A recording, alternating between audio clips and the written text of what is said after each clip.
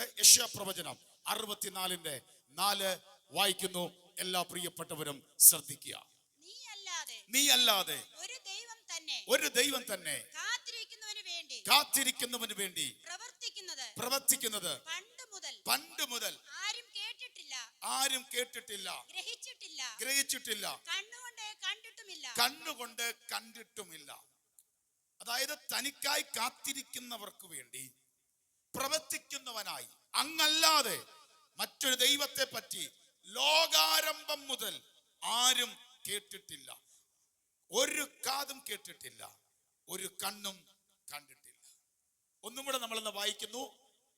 ഈ മലയാളത്തിൽ ഒന്ന് വായിച്ചേ. നീ അല്ലാതെ ഒരു ദൈവം തന്നെ കാത്തിരിക്കുന്നവന് വേണ്ടി പ്രവർത്തിക്കുന്നത് പണ്ട് മുതൽ ലോകാരംഭം മുതൽ ആരും ഇങ്ങനൊരു ദൈവത്തെ കുറിച്ച് കേട്ടിട്ടില്ല. അതായത് കാത്തിരിക്കുന്നവന് വേണ്ടി പ്രവർത്തിക്കുന്ന ഒരു ദൈവം ആരും കണ്ടിട്ടില്ല, കേട്ടിട്ടില്ല, ഗ്രഹിച്ചിട്ടില്ല, ഇന്നവരെ മനസ്സിലാക്കിയിട്ടുമില്ല, ഇന്നവരെ അങ്ങനെ ഒരാളെ കണ്ടിട്ടുമില്ല, ഇന്ന് വരെ അങ്ങനെ ഒരാളെ കുറിച്ച് കേട്ടിട്ടുമില്ല.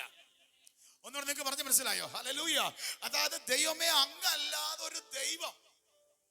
പ്രവാചകൻ പറയാണ്, കാത്തിരിക്കുന്നവർക്ക് വേണ്ടി പ്രവർത്തിക്കുന്ന ദൈവം. ഉറക്കെ പറ, കാത്തിരിക്കുന്നവർക്ക് വേണ്ടി പ്രവർത്തിക്കുന്ന, അതായത് വെയിറ്റ് ചെയ്യുന്നവന് വേണ്ടി ആക്ട് ചെയ്യുന്ന ദൈവം.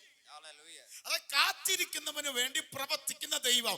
ദൈവസന്നിധിയിൽ വെയിറ്റ് ചെയ്യുന്നവന് വേണ്ടി ഇറങ്ങി ആക്ട് ചെയ്യുന്ന പ്രവർത്തിക്കുന്ന ദൈവം. ലോകാരംഭം മുതൽ അല്ലെങ്കിൽ പണ്ട് മുതലേ ഇങ്ങനൊരു ദൈവത്തെ കുറിച്ച് ആരും കേട്ടിട്ടില്ല, ഇങ്ങനെയുള്ള ആരും കണ്ടിട്ടില്ല, ഇന്നേ വരെ ആരും എന്ത് ചെയ്തിട്ടില്ല, ഗ്രഹിച്ചിട്ടില്ല, മനസ്സിലാക്കിയിട്ടില്ല. ഹല്ലേലൂയ. അങ്ങനൊരു ദൈവം. സഹോദരങ്ങളെ, ഈ ഞായറാഴ്ച പകൽ നമ്മൾ ഇവിടെ ആയിരിക്കുമ്പോ നമ്മൾ ജീവിക്കുന്ന ഈ തലമുറ, ഇനി എല്ലാവരും ശ്രദ്ധിക്കും, നമ്മുടെ തലമുറ, ഈ തലമുറ, ടെക്നോളജികൾ നന്നായി നിൽക്കുന്ന ഈ തലമുറ, ഇന്നത്തെ കാലത്ത് മനുഷ്യൻ ഇഷ്ടപ്പെടാത്ത, നമ്മളെല്ലാവരും ഇഷ്ടപ്പെടാത്ത ഒരു കാര്യമാണ് കാത്തിരിക്കുക, അല്ലെങ്കിൽ അല്പം കൂടെ നിൽക്കുക, വെയിറ്റ് ചെയ്യുക. ഇത് നമുക്ക് ഭയങ്കരമായിട്ട് ഇഷ്ടപ്പെടാത്തൊരു കാര്യം, നമ്മൾ വെറുക്കുന്ന ഒരു കാര്യം. നമ്മളെല്ലാവരും ആഗ്രഹിക്കുന്ന പെട്ടെന്നൊരു മറുപടി, ഇൻസ്റ്റന്റ് അല്ലേ? അത് തെറ്റൊന്നും പറയാൻ പറ്റത്തില്ല. പെട്ടെന്നൊരു മറുപടി, പെട്ടെന്ന് ഒരു വിജയം, പെട്ടെന്ന് ഒരു ഇൻസ്റ്റന്റ് ആയിട്ടൊരു അത്ഭുതം, മിറക്കിൾ. ഇതെല്ലാവരും ആഗ്രഹിക്കുന്ന ഒരു കാര്യം. എന്നാൽ അത് ലഭിക്കാതെ അല്പസം വെയിറ്റ് ചെയ്യേണ്ടി വന്നാൽ നമ്മളെല്ലാവരും അസ്വസ്ഥപ്പെടും. ഇവിടെ നമ്മുടെ ഒരു ബന്ധു ഇന്ന സമയത്ത് ബസ് സ്റ്റാൻഡിലോ റെയിൽവേ സ്റ്റേഷനിലോ ഇന്ന് വൈകിട്ട് 6 മണിക്ക് ഇന്ന സ്ഥലത്ത് വരും എന്ന് പറഞ്ഞു. നമ്മൾ വെയിറ്റ് ചെയ്യുന്നു 10 മിനിറ്റ്, 15 മിനിറ്റ്, 20 മിനിറ്റ് ഒക്കെ മാക്സിമം. അതിൻ്റെ അപ്പുറം പോയാൽ നമ്മളും എന്ത് ചെയ്യും? അസ്വസ്ഥപ്പെടും. അത് തെറ്റ് പറഞ്ഞിട്ട് കാര്യമില്ല. മനുഷ്യ നമ്മുടെ ഉള്ളിൽ ആ ഡിസൈൻ, നമുക്ക് വെയിറ്റ് ചെയ്യാൻ പറ്റില്ല, നമ്മുടെ പരിധി വിടും. അതിന് ഇന്നത്തെ തലമുറയെ കുറിച്ച് പറയുന്നത്, നമ്മള് വീട്ടിലൊക്കെ കണ്ടില്ലേ, മൈക്രോവേവ് ഓവൻ, മൈക്രോവേവ് കൾച്ചർ. ആ ഒരു തലമുറയാണ്. പെട്ടെന്നൊരു സംഭവം നിൽക്കുന്നു. നമ്മൾ കണ്ടില്ലേ, ഒരു ബേക്കറിയിൽ നമ്മൾ സാധനം വാങ്ങിച്ചാൽ അവർ ഒറ്റ മിനിറ്റ് സാറേ, ഒറ്റ മിനിറ്റ് പോലും എടുക്കത്തില്ല, 30 സെക്കൻഡ് എന്ന് പറയും. 30 സെക്കൻഡിൽ നമ്മൾ വാങ്ങിച്ച പപ്സ് അങ്ങോട്ട് കയറ്റി വെക്കും. ചിലപ്പോൾ രാവിലത്തെ ആയിരിക്കും, അല്ലെങ്കിൽ ഇന്നലത്തെ ആയിരിക്കും. നമ്മൾ അങ്ങോട്ട് കയറ്റി വെച്ചു, 30 സെക്കൻഡ്, 60 സെക്കൻഡ്, ഒരു സാധനം കീന്ന് സൗണ്ട് കേൾക്കുന്നു, തുറന്നു തരുന്നു. നമ്മൾ തൊടുമ്പോൾ എന്നോ ചൂടുള്ള സാധനം. ഇൻസ്റ്റന്റ് മൈക്രോവേവ് ജനറേഷനാണ്. പെട്ടെന്ന് വെക്കുന്നു, പെട്ടെന്ന് കാര്യം ചെയ്യും. പവർഫുൾ ആണെങ്കിൽ നല്ല പവർഫുൾ ഹീറ്റ് കൊടുത്താൽ 30 സെക്കൻഡ്, 20 സെക്കൻഡ്, 10 സെക്കൻഡിനകത്ത് ആ സാധനം സൂപ്പറായിട്ട് പുറത്തു വരും, നല്ല ചൂടോടെ പുറത്തു വരും. അങ്ങനെ തലമുറയാണ്. പക്ഷെ ബൈബിൾ പരിചയപ്പെടുത്തും, ഈ ദൈവം മിറക്കിൾ ചെയ്യുന്ന ദൈവം തന്നെയാണ്. ഈ മൈക്രോവേവ് കൾച്ചറിന്റെ ഈ ലോകത്തിൽ മിറക്കിൾ വർക്കിംഗ് ഗോഡ് തന്നെയാണ് നമ്മുടെ ദൈവം. പക്ഷെ ഒറ്റ കാര്യമുള്ളൂ, അവൻ അവന്റെ സമയത്ത് ചെയ്യുമെന്ന് മാത്രമേ ഉള്ളൂ. ഇന്ന് പകൽ നമ്മൾ മനസ്സിലാക്കേണ്ട ഒരു സത്യം, ഈ ലോകം ഫാസ്റ്റ് തന്നെയാണ്, അതിനേക്കാൾ ഫാസ്റ്റാണ് നമ്മുടെ ദൈവം. ഹല്ലേലൂയ. പ്രകാശത്തേക്കാൾ ചലിക്കുന്ന അതിവേഗം ഓടുന്ന എന്റെ ദൈവത്തിന്റെ വചനമുണ്ട്. ഹല്ലേലൂയ. എന്തിനെ സൃഷ്ടിപ്പാൻ പറ്റുന്നതാണ് ദൈവത്തിന്റെ വചനം. ഹല്ലേലൂയ. അപ്പൊ ദൈവം അത്ഭുതം ചെയ്യുന്ന ദൈവം തന്നെയാണ്. ഹല്ലേലൂയ. കാരണം ഒരു ഇരുമ്പ് കഷ്ണം ഹല്ലേലൂയ വെള്ളത്തിൽ വീണ താന്നു പോകും. പേപ്പർ കിടക്കുന്ന പോലെ, പ്ലാസ്റ്റിക് കിടക്കുന്ന പോലെ ഇരുമ്പ് വീണ താഴെ വീഴും. പക്ഷേ ഒരു ദൈവദാസന്റെ മുമ്പിൽ പ്രാർത്ഥിച്ചൊരു കമ്പ് അങ്ങോട്ട് ഇട്ടപ്പോൾ താണുപോയ ഇരുമ്പ് അത് തന്നെ പൊങ്ങി വന്നെങ്കിൽ ഏത് നിയമത്തെ സയൻസിനെ തെറ്റിച്ചുകൊണ്ട് പ്രവർത്തിക്കാൻ ദൈവത്തിന് പറ്റും. അത് ഏത് അഗാധത താണുപോയാലും പൊക്കിക്കൊണ്ടുവരാൻ ദൈവത്തിന് പറ്റും. ഇന്ന് പകലും അങ്ങനൊരു ദൈവത്തെ, മിറക്കൽ വർക്കിംഗ് ദൈവത്തെ നമ്മൾ സേവിക്കുന്നത്. നീ ഏത് പടുകുരി വീണെന്ന് പറഞ്ഞാലും, ഏത് ചേറ്റുകുരി കിടന്നെന്ന് പറഞ്ഞാലും പൊക്കി പുറത്തു കൊണ്ടുപോകാൻ കഴിവുള്ള ദൈവം, കരുത്തുള്ള ദൈവം. അങ്ങനെ ഇന്നത്തെ ലോകം കണ്ട് നമ്മൾ ഭാരപ്പെടേണ്ട, അതിനേക്കാൾ ഫാസ്റ്റ് ആയിട്ട് പ്രവർത്തിക്കുന്ന ദൈവം, ഏത് മൈക്രോവേവ് കൾച്ചറിനേക്കാൾ, ജനറേഷനേക്കാൾ പ്രവർത്തിക്കുന്ന ദൈവം. പക്ഷെ ഒറ്റ കാര്യമുള്ളൂ, നമ്മുടെ ദൈവം അത് ലോകത്തിന്റെ സമയത്തല്ല പ്രവർത്തിക്കുന്നത്, അവന്റെ സമയത്ത് പ്രവർത്തിക്കും.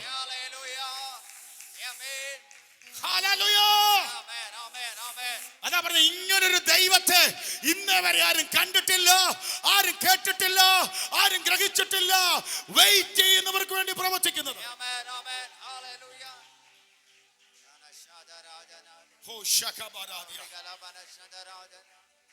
പലപ്പോഴും നമ്മുടെ വിശ്വാസികളായ നമ്മുടെ ജീവിതത്തിൽ ഒത്തിരി ചോദ്യചിഹ്നങ്ങളുണ്ട്. എന്തുകൊണ്ടാണ് എന്റെ പ്രാർത്ഥന ഡിലേ ആയത്, താമസിച്ചത്? Why is God silent? ദൈവം എന്താ സൈലന്റ് ആയിട്ട് ആ വിഷയത്തിൽ ഇരിക്കുന്നത്? ഞാൻ പ്രാർത്ഥിക്കുന്നുണ്ടല്ലോ, ഞാൻ നന്മകളൊക്കെ കൊടുക്കുന്നുണ്ടല്ലോ, എന്നാൽ എന്റെ ചില വിഷയത്തിൽ എന്താണ്? Why is nothing changing? എന്തോ ഒന്നിനും ഒരു മാറ്റം ചില സമയത്ത് കാണാത്ത. ഞാൻ കഴിഞ്ഞ നാളിൽ കണ്ടു, പക്ഷെ ഇപ്പൊ എന്തോ ഒന്നിനും കാണാത്ത. അവിടെയാണ്, അവരോടാണ് ദൈവാത്മാവ് ഇന്ന് പകൽ സംസാരിക്കുന്നത്. വെയിറ്റ് ചെയ്യുന്നതിന് വേണ്ടി ആക്ട് ചെയ്യുന്നൊരു ദൈവം, കാത്തിരിക്കുന്നവന് വേണ്ടി പ്രവർത്തിക്കുന്ന ഒരു ദൈവം ഉണ്ടെന്ന്. അവൻ മിറക്കിൾ വർക്കിംഗ്, പക്ഷെ ദൈവത്തിന്റെ സമയത്ത് അത് ചെയ്യും. ഈ യശയ്യാപ്രവചനം 64 ബാക്ക്ഗ്രൗണ്ട് പരിശോധിക്കുമ്പോൾ ഇത് പറയാനൊരു കാരണം, ഈ സമയത്ത് ദൈവത്തിന്റെ ജനം ദൈവത്തിൽ നിന്നാകുന്നു. ഇസ്രായേൽ ജനം ആരിൽ നിന്നാകുന്നു? ദൈവത്തിന്റെ സ്വന്തം ജനം എന്നൊക്കെ പറഞ്ഞുതരാം. പക്ഷെ ദൈവത്തിന് എന്ത് ചെയ്തു? അകന്നു. ദൈവത്തിൽ നിന്നകവ ദൈവം കൈമാറ്റി. ശത്രുക്കൾ കയറി ഇറങ്ങി മേഞ്ഞു. അവരിപ്പോ പ്രവാസത്തിലാണ്, അടിമത്തത്തിലാണ്, ബബേൽ പ്രവാസത്തിലാണ്. ആ സമയത്ത് നിൽക്കുമ്പോ അവരും പിന്നെ ചിന്തിച്ചു, എടാ ഇത്രയും വാക്തത്വമുള്ള ഞങ്ങളെയും ദൈവം എന്ത് ചെയ്തോ? കൈവിട്ടോ? അവിടെ നിൽക്കുമ്പോ പ്രവാചകന്റെ ഒരു പ്രാർത്ഥന, ആഗ്രഹമാണ്. 64 വചനം, യശയ്യാപ്രവചനം 64 ചാപ്റ്റർ, സഹായത്തിന് വേണ്ടി ഒരു പ്രാർത്ഥനയാണ്. ആ പ്രാർത്ഥനയുടെ 1 തൊട്ടൊന്ന് ശ്രദ്ധിച്ചേ. 64 1 തൊട്ട്.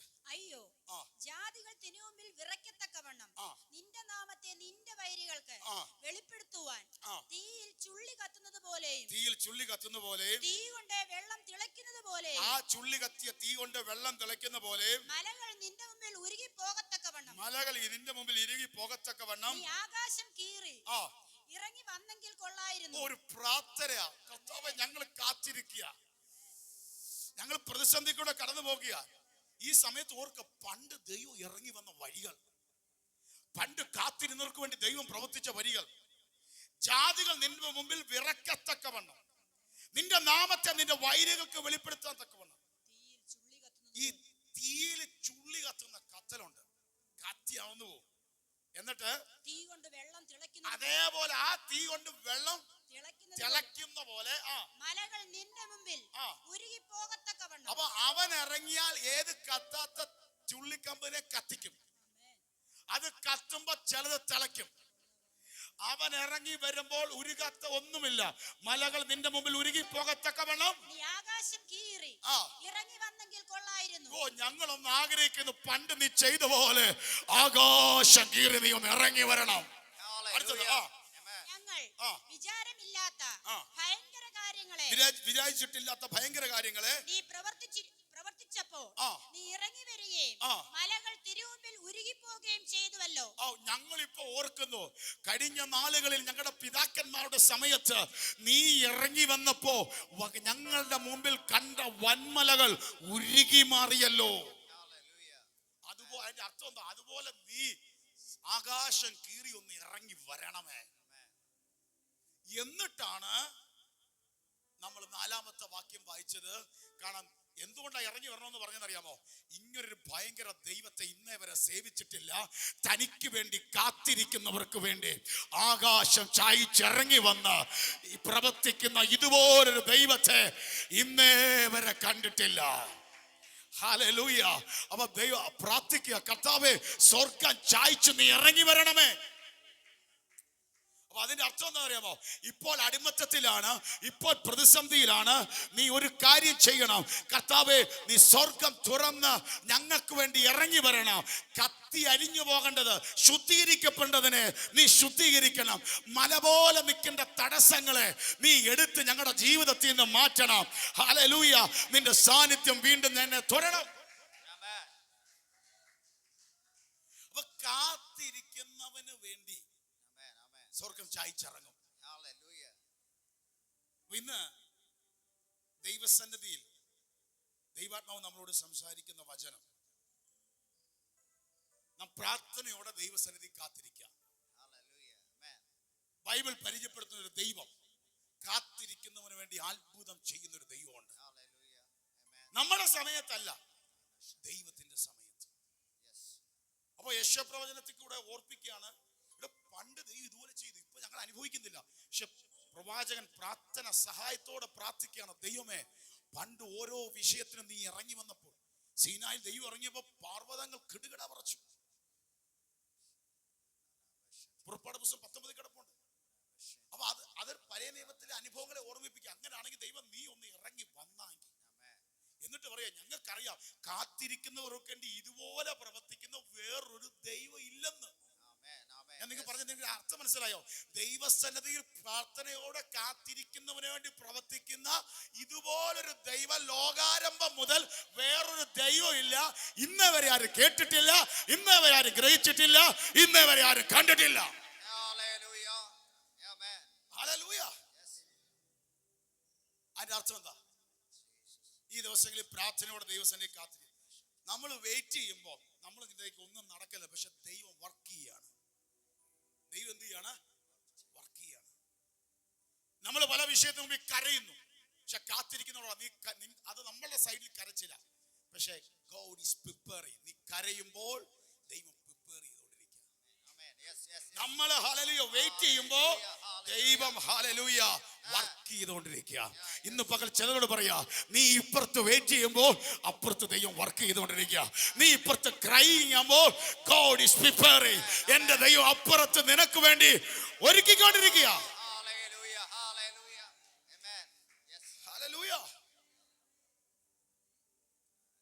പ്രശ്നം എന്താ അറിയാമോ? ഈ സമയത്ത് ദൈവം ആക്റ്റീവ് അല്ലാത്തതിന്റെ പ്രശ്നം. നമ്മളൊരു കാര്യം തിരിച്ചറിയണം, ഈ സീസണിൽ ദൈവം വർക്ക് ചെയ്യുന്നുണ്ടെന്ന്.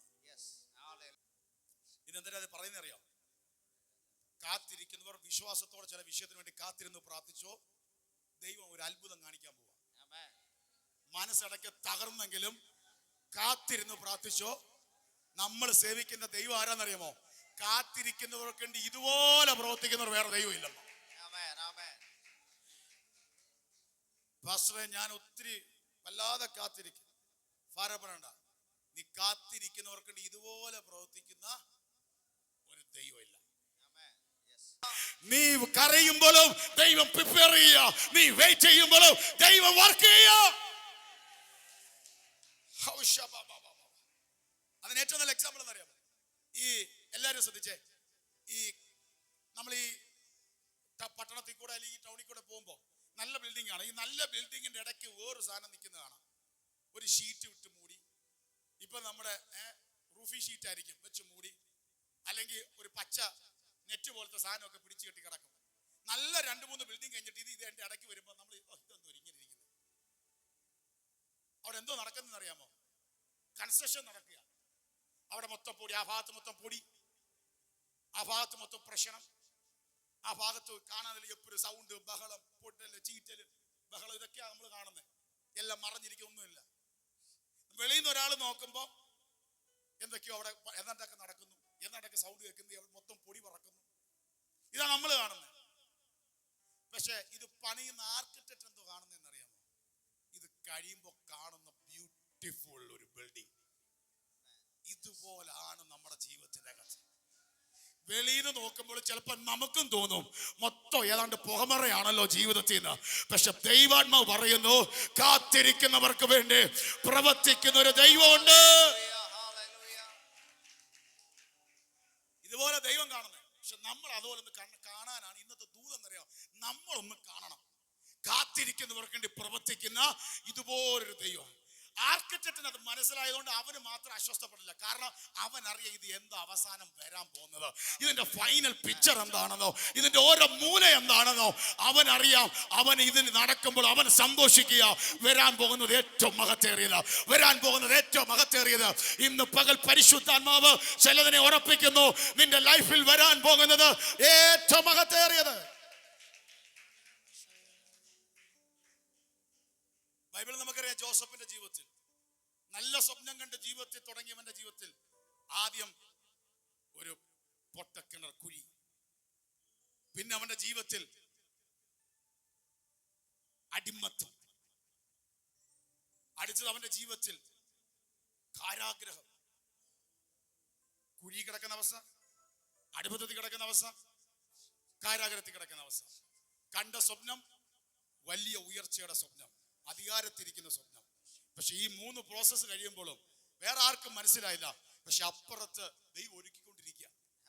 കാരണം ഇവന് കാരാഗ്രഹത്തിൽ കിടന്നാലേ കൊട്ടാരത്തിലോട്ട് വരാൻ വഴിയുള്ളൂ. ഈ കാരാഗ്രഹത്തിൽ കിടക്കണമെങ്കിൽ അതിനു മുമ്പ് ഇവൻ അടിമയാകണം. ആ അടിമയായിട്ട് വരണമെങ്കിൽ അതിനു മുമ്പ് ഇവൻ കുഴി കിടക്കണം. ഹല്ലേലൂയ. കുഴി കിടക്കണമെങ്കിൽ സഹോദരങ്ങൾക്ക് നിന്നോട് വിരോധം ഉണ്ടാവണം. അപ്പൊ ചിലർക്ക് നിന്നെ ഇഷ്ടപ്പെടാത്തതും ചില പ്രശ്നങ്ങൾ ഉണ്ടായതും ചിലപ്പോൾ നീ കുഴിയിലായത് കൊണ്ടാണ് ജോസഫ് അടിമയായി വിറ്റത്. അടിമയായി വിറ്റതിന്റെ പ്രശ്നം കൊണ്ട് കാര്യങ്ങൾ കൊണ്ടാണ് ആ കാരാഗ്രഹത്തിൽ വന്നത്. കാരാഗ്രഹത്തിൽ വന്ന ഒറ്റ കാരണം കൊണ്ടാണ് അവൻ ഉന്നതിലേക്ക് പ്രാപിപ്പാൻ ഇടയായത്. ഇന്ന് പകൽ ചിലതിനോട് പറയുന്നു, നീ കണ്ട കുഴികളോ, നീ കേട്ട നിന്ദകളോ, നീ കേട്ട അടിമത്തങ്ങളോ യേശു ക്രിസ്തുവിൻ നാമത്തിൽ ഒരു വലിയ ജോസഫിനെ പോലെ ദൈവം ഒരുക്കി വെച്ചിട്ടുണ്ട്.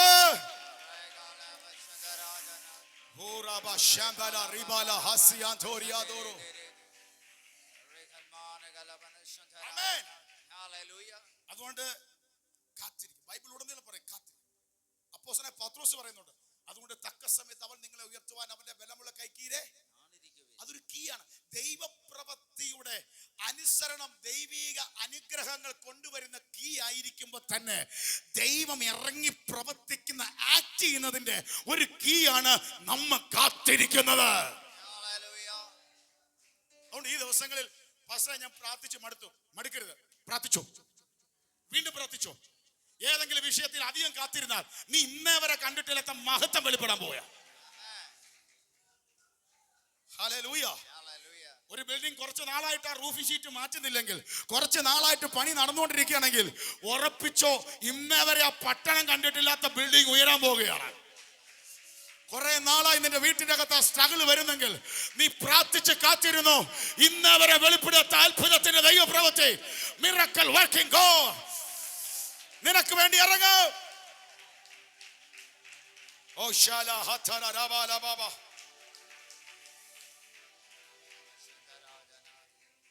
ഈ സമയത്ത് കാത്തിരിക്കുമ്പോൾ സത്യം പറഞ്ഞത് ദൈവമായിട്ടുള്ള ബന്ധം നമ്മളെ കൊണ്ട് പ്രാർത്ഥിപ്പിക്കുക. അത് ദൈവിക ബന്ധം. കർഷത സഹിഷ്ണുത സിദ്ധത എന്ന് പറയുന്ന പോലെ റോമർ 5 കിടപ്പുണ്ട്. ഇത് നമ്മുടെ സ്വഭാവത്തിന് ഒരു മാറ്റമുണ്ട്. കാത്തിരിക്കും. ഈ ഞാൻ ഉദാഹരണം പറഞ്ഞുതരാം. നമ്മൾ നേരത്തെ പറഞ്ഞില്ല, ഞാൻ ഫുഡിന്റെ കാര്യം പറഞ്ഞത്, മറ്റേത് പറയാം. നമ്മുടെ ഒരു ബന്ധു വരുന്നു, 6 മണിക്ക് വരുന്നു, നമ്മൾ കാത്തിരുന്നു. ഒരു 40 മിനിറ്റ് കഴിഞ്ഞാൽ പുള്ളി വന്ന് 6 മണിക്ക് വരുന്നു, എത്തി 6:40 വന്നു, നമ്മൾ കാത്തിരുന്നു. ഇച്ചിരിയൊക്കെ ബുദ്ധിമുട്ടായി. അങ്ങനെ 1 മാസം കഴിഞ്ഞ് വേറൊരു ബന്ധു അങ്ങനെ ഇരിക്കും. അങ്ങനെ 3-4 ആഴ്ച അടുപ്പിച്ച് ഇങ്ങനെ 10 അരമണിക്കൂർ 1 മണിക്കൂറൊക്കെ കാത്തിരുന്ന് തുടങ്ങിയാൽ ഒരു കാര്യം ഉറപ്പാ, ദേഷ്യം നമ്മുടെ ജീവിതത്തിൽ പിന്നെ ഉണ്ടാകത്തില്ല. പിന്നെ നമുക്ക് എന്തുകൊണ്ടാകത്തില്ല? ആ ദേഷ്യമെല്ലാം ആദ്യത്തെ 40 മിനിറ്റ് കൊണ്ട് പോയി. ചെയ്ത് വരാമോ, പിന്നെ ദേഷ്യമേ ഇല്ല. കാരണം നമുക്കിത് കാര്യം മനസ്സിലായി എന്ന് പറഞ്ഞ പോലെ കാത്തിരിക്കുമ്പോൾ നമ്മുടെ സ്വഭാവത്തിന് വരെ മാറ്റം ഉണ്ടാവും. ദൈവം നമ്മുടെ രൂപാന്തരപ്പെടുത്തുക, നമ്മൾ കാത്തിരിക്കുക. അപ്പം ആ സഹിഷ്ണുതയും സിദ്ധതയും മെച്യൂരിറ്റിയും ഈ കാത്തിരിക്കുമ്പോൾ നമുക്കുണ്ടാവും. അതിന്റെ അപ്പുറത്ത് ദൈവത്തിന് എല്ലാം അറിയത്തില്ല, അറിയാം നമ്മുടെ ആവശ്യം ദൈവത്തിന് അറിയാം. എന്ത് പ്രാർത്ഥിക്കും? ദൈവത്തോടുള്ള ആശ്രയം കാണിക്കുക, ബന്ധവും ദൈവത്തോടുള്ള ആശ്രയം കാണിക്കുക. അല്ല, ദൈവത്തിന് നിമിഷ നേരം മതി, ദൈവത്തിന് നമ്മുടെ എല്ലാ വിഷയങ്ങളും അറിയാം. ദൈവമായിട്ടുള്ള എന്തോ കാണിക്കുകയാണ്? ട്രസ്റ്റ്, ആശ്രയമാണ് പ്രയർ. ദൈവത്തിന് നമ്മൾ കാത്തിരിക്കുക. കാത്തിരിക്കുന്നവർക്ക് വേണ്ടി ഇതുപോലെ പ്രവർത്തിക്കുന്ന ഒരു ദൈവം.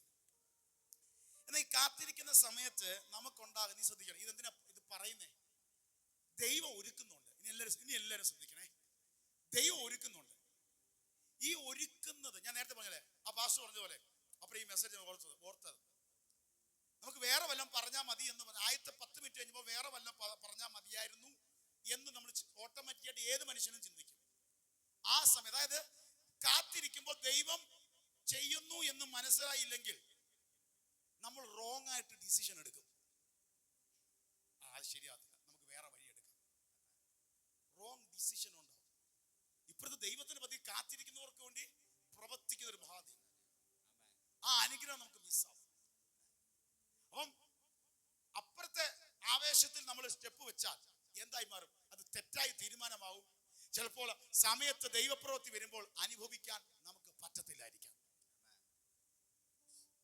അതുകൊണ്ടാണ് നമ്മുടെ ജീവിതത്തിൽ നമ്മൾ അതിനു വേണ്ടി എന്തിരിക്കുന്നത്? കാത്തിരിക്കുന്നത്.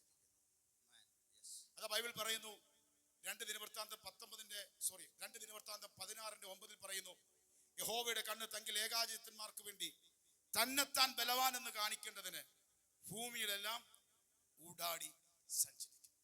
ദൈവം നോക്കിയാണ് ആര് തനിക്ക് വേണ്ടി ഏകാഗ്രതയോടെ കാത്തിരിക്കുന്നു, അവർക്ക് വേണ്ടി ദൈവം പ്രവർത്തിക്കും. ഇനി 3-4 വാക്യങ്ങൾ ഞാൻ ഒന്ന് പറയാൻ പോകും. ഇനി എല്ലാവരും ഒന്ന് ശ്രദ്ധിച്ചു. ദൈവത്തിന് വേണ്ടി കാത്തിരുന്ന നമ്പർ 1 എല്ലാവരും ഉറക്കെ പറയണം, ലജ്ജിച്ചു പോകത്തില്ല. ഉറക്കെ പറ, ലജ്ജിച്ചു പോകത്തില്ല. കാത്തിരിക്കുന്നവർ ആരും എന്ത് ചെയ്യത്തില്ല?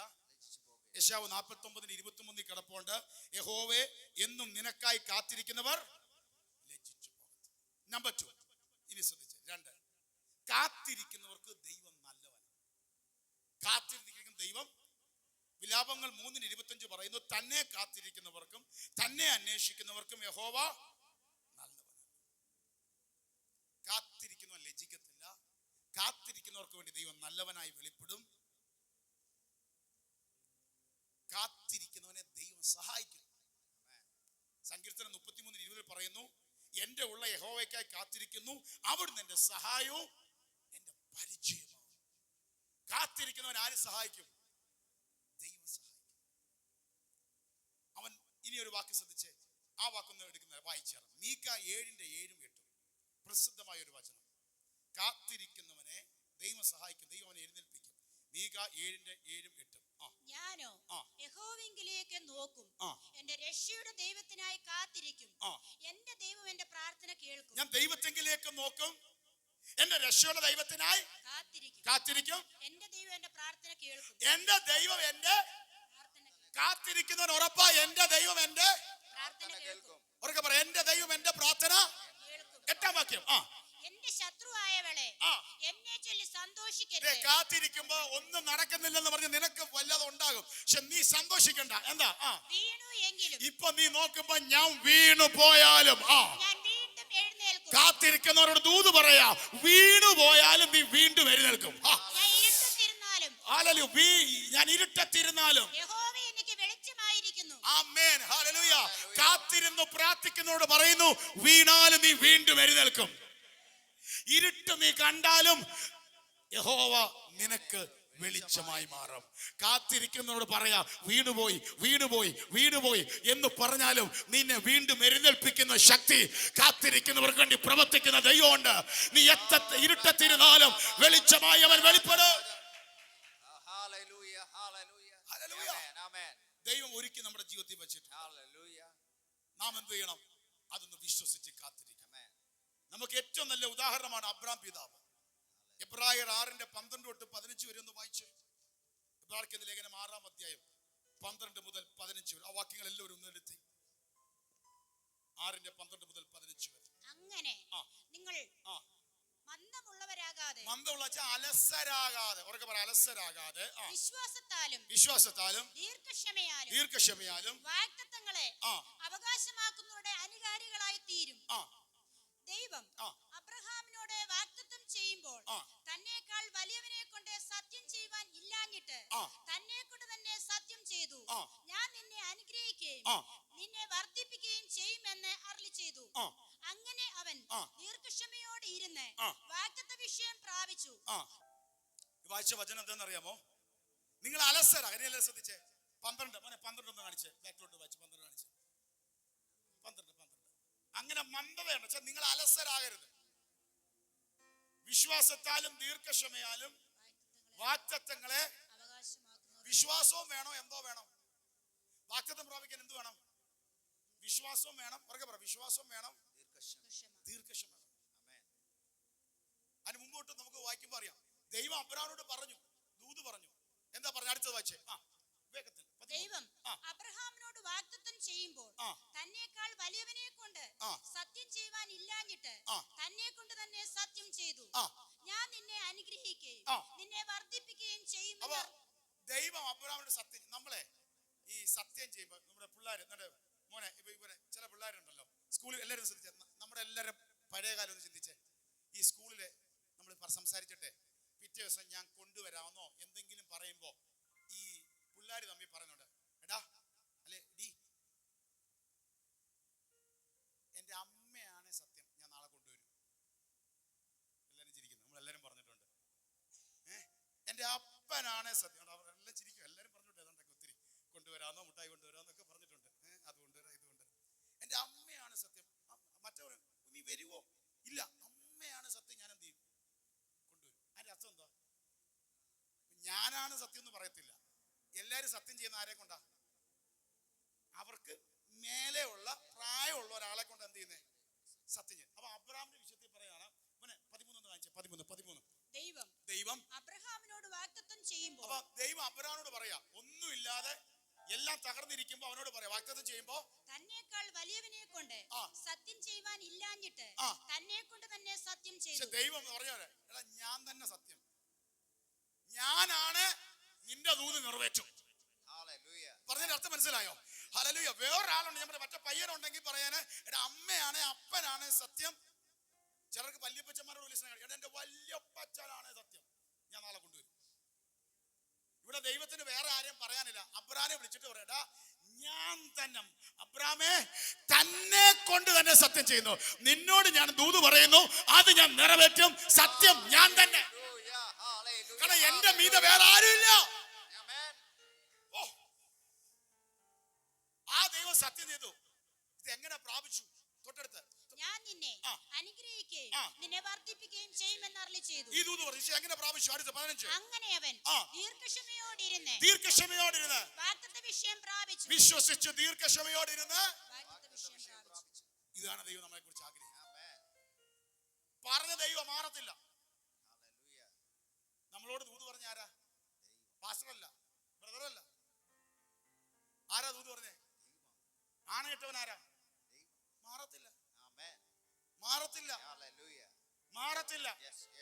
ഈ ഭൂമിയില് നമ്മുടെ കൊച്ചുപ്രായത്തിൽ നമ്മുടെ സുഹൃത്തുക്കളോട് ആണയിട്ടിട്ട് പിറ്റേ ദിവസം അവന് മുട്ടായി വാങ്ങിച്ചുകൊണ്ട് കൊടുക്കാൻ നമുക്കറിയാമെങ്കിൽ ആണയിട്ട് പറയുന്ന ദൈവം തന്നെയാണ്. ഹല്ലേലൂയ. ആ ദൈവം പറയുന്നു, അത് നിവർത്തിക്കും. വിശ്വസിക്കുന്നവർ കരങ്ങളെ അടിച്ച് ഈ പകലൊന്ന് നന്ദി കരയറ്റിയേ.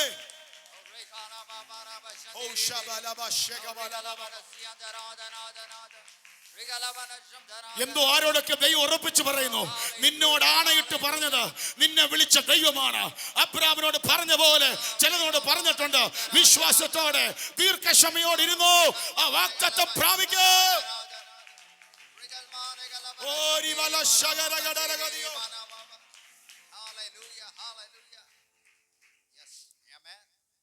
രണ്ട് കാര്യം പ്രാർത്ഥിക്കുക, നമ്മൾ കാത്തിരിക്കണം. അത് പറഞ്ഞ് പ്രാർത്ഥിക്കുമ്പോൾ, ഒന്ന്, ദൈവം നമ്മളോട് പറഞ്ഞ ചില ആലോചനയുണ്ട്, അതിനുവേണ്ടി കാത്തിരിക്കണം. രണ്ടാമത്തെ ഒരു കാര്യമുണ്ട്, ഞാൻ ലാസ്റ്റ് പറയാം. രണ്ട് കാര്യങ്ങൾക്ക് വേണ്ട പ്രധാനമായി നാം കാത്തിരിക്കണം. ഒന്ന്, ദൈവം നമ്മളോട് പറഞ്ഞ വാഗ്ദത്തം. ആരാ പറയാ? ആണയിട്ട് ദൈവം തന്നെ പറഞ്ഞു. ലൂക്കോസിന്റെ സുവിശേഷം ഒന്ന് എടുത്തേ, 2-ാം അധ്യായം. അതിൽ നിന്ന് 2 പേര് കാത്തിരുന്നത് പ്രാപിച്ച് നമുക്ക് കാണാൻ പറ്റും. 2-ാം അധ്യായം 25 മുതൽ വേഗത്തിൽ ഒന്ന് വായിച്ചു. ലൂക്കോസിന്റെ സുവിശേഷം 2-ാം അധ്യായം അതിന്റെ 25 മുതൽ. യെരൂശലേമിൽ ശിമിയോൻ എന്ന പേരുള്ള ഒരു മനുഷ്യനുണ്ടായിരുന്നു. യെരൂശലേമിൽ ശിമയോൻ എന്ന പേരുള്ള ഒരു മനുഷ്യനുണ്ടായിരുന്നു. ഈ മനുഷ്യൻ നീതിമാൻ ഇസ്രായേലിന്റെ ആശ്വാസത്തിനായി കാത്തിരിക്കുന്നവനുമായിരുന്നു. പരിശുദ്ധാത്മാവ് അവന്റെ മേൽ ഉണ്ടായിരുന്നു. യെരൂശലേമിൽ ശിമയോൻ എന്നൊരു മനുഷ്യൻ, ഇസ്രായേലിന്റെ ആശ്വാസത്തിനായി കാത്തിരിക്കുന്ന മനുഷ്യൻ. ഇനി അടുത്ത് ശ്രദ്ധിച്ചേ. കർത്താവിന്റെ ക്രിസ്തുവിനെ കാണും മുമ്പേ മരണം കാണുകയില്ല എന്ന് പരിശുദ്ധാത്മാവിനാൽ അവനെ അരുളപ്പാട്. അവനൊരു ദൂതുണ്ട്, അതിനാ കാത്തിരിക്കുന്നേ. അവനോട് എന്താ ദൂത് പറഞ്ഞേ? ക്രിസ്തുവിനെ, അത് യേശുവിനെ കാണും മുമ്പേ നീ മരണം കാണുകയില്ല. നീ മരിക്കുന്നതിന് മുമ്പേ ആരെ കാണും? ക്രിസ്തുവിനെ കാണും. അതിന് വേറൊരർത്ഥമുണ്ട്. ക്രിസ്തു പിറക്കുന്നത് ദൈവത്തിന്റെ സമയത്താണ്. അതിന്റെ അർത്ഥം ദൈവത്തിന്റെ സമയത്ത് ക്രിസ്തു പിറക്കും. പക്ഷെ നിന്നോട് ദൂത് പറയുന്നു, അത് കാണാൻ നീ മരിക്കത്തില്ല. ആയുസിനെ നീട്ടിക്കൊടുത്തായാലും നീ അത് കാണും. ദൂത് കാണും. അതിനാണ് അവൻ എന്ത് ചെയ്തത്? കാത്തിരുന്നത്. ദൂത്. അപ്പം നമുക്ക് കിട്ടുന്ന ദൈവാത്മാവിൽ കിട്ടുന്ന ദൂതിന് വേണ്ടി നമ്മൾ പ്രാർത്ഥനയോടെ കാത്തിരിക്കണം. എത്ര നാളെന്നില്ല, അത് കാത്തിരിക്കണം. ഇവനോട് ദൂത് പറഞ്ഞു, ശിമയോനോട് ദൂത് പറഞ്ഞു. ഇവൻ എന്ത് ചെയ്യാ? ആ ആശ്വാസത്തിനായി കാത്തിരിക്കുക. അടുത്തത് അവൻ ആത്മനിയോഗത്താൽ ദൈവാലയത്തിൽ ചെന്നു. കാത്തിരിക്കുന്നവൻ ഒരു ദിവസം എന്തോ തോന്നി? ഒരു നിയോഗം. നമുക്ക് കാത്തിരിക്കുമ്പോ ചിലർ ചിന്തിക്കും ഇങ്ങനെ അങ്ങ് അല്ല. കാത്തിരിക്കുന്ന ദിവസങ്ങളിൽ ഏതോ ഒരു സമയത്തൊരു നിയോഗം ദൈവം തരും. ആ നിയോഗത്തിന് സ്റ്റെപ്പ് വെക്കുമ്പോൾ ആ വാഗ്ദത്തം പൂർത്തീകരിക്കും. ഞാൻ പറഞ്ഞ മനസ്സിലായോ? കാത്തിരുന്നിട്ട് എനിക്ക് ദൂത് കിട്ടും എന്നാ പറഞ്ഞ ഞാൻ ഇന്ന് നാളെ അങ്ങ് ദേവാലയത്തിൽ പോവാന്നല്ല. കാത്തിരുന്നപ്പോ ഒരിക്കൽ അകത്തൊരു നിയോഗം വന്നു, ഇന്ന് നീ എന്ത് ചെയ്യാ? അപ്പൊ കാത്തിരിക്കുന്ന വേണ്ടി പ്രവർത്തിക്കുന്ന ഒരു ദൈവമുണ്ട്. ആ ടൈമിന് വേണ്ടി കാത്തിരിക്കുക. ശിമിയോനെ, നിന്റെ വാഗ്ദത്തം എന്ന് വരും? അവൻ ആത്മനിയോഗത്താൽ ദൈവാലയത്തിൽ ചെന്നു.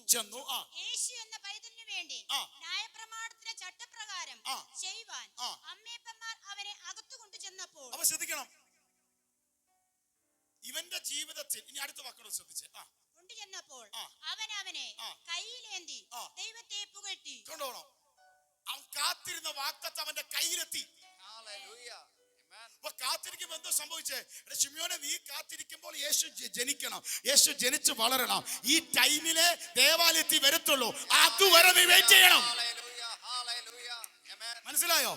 അതിന്റെ അർത്ഥം എന്താ? നമ്മൾ ഇന്ന് കണ്ടില്ലേലും ശിമയോൻ വീട്ടിൽ പ്രാർത്ഥനയോടെ കാത്തിരിക്കുമ്പോഴും വാഗ്ദത്തം എവിടെയൊക്കെയോ ജനിച്ചു, വാഗ്ദത്തം എവിടെയൊക്കെയോ വളർന്നു.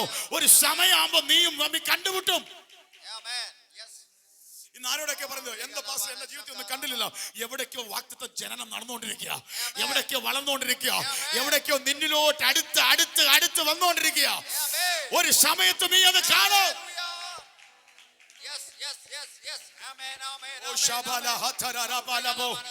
അതുവരെ കാത്തിരിക്ക്. വഴി തെറ്റല്ല, റോങ് ഡിസിഷൻ എടുക്കരുത്, വേറെ റൂട്ട് മാറരുത്. Wait wait wait. ഇതാരോടൊക്കെ ദൈവം പറയുന്നു, നീ ആ തെറ്റായ തീരുമാനം എടുക്കരുത്. വെയിറ്റ് ചെയ്തോ, ദൈവം നിനക്കായി പ്രവർത്തിക്കും.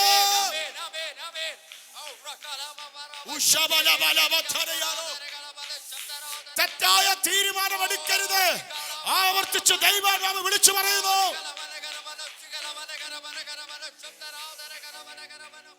ദൈവം പ്രിപ്പയർ ചെയ്യുക. നീ വീട്ടിൽ കാത്തിരിക്കുമ്പോഴോ, നീ വീട്ടിൽ കിടന്ന് കരയുമ്പോഴോ, എന്റെ പ്രായം ഇത്രയായല്ലോ എന്ന് പറയുമ്പോഴോ, അപ്പുറത്ത് ദൈവം ഒരുക്കിക്കൊണ്ടിരിക്കുക. ശക്തമായ ദൈവം അതിനകത്ത് തൊടുകയാണ് ചിലരെ.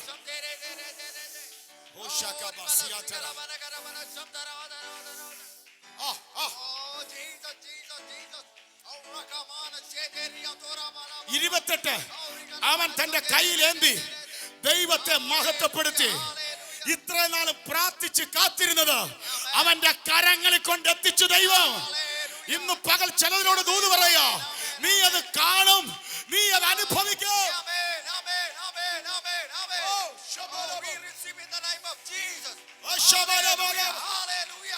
ദൈവ സാന്നിധ്യം ചലിക്കുന്നു. ദൈവം ഇതിനകത്ത് ചെറിയ തൊടുന്നു. Receive it, the power of God.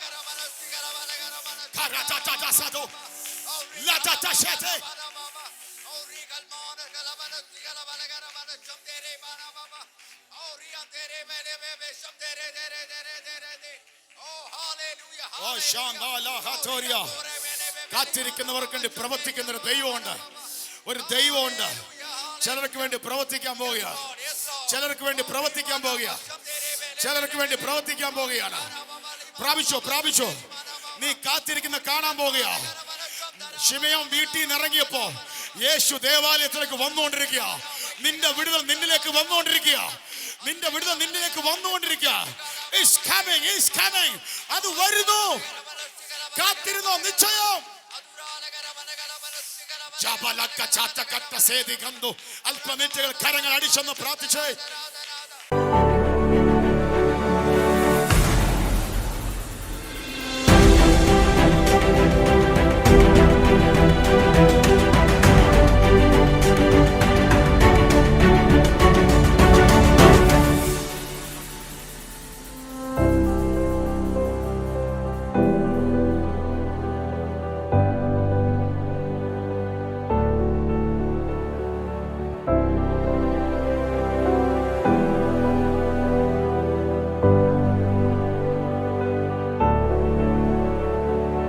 you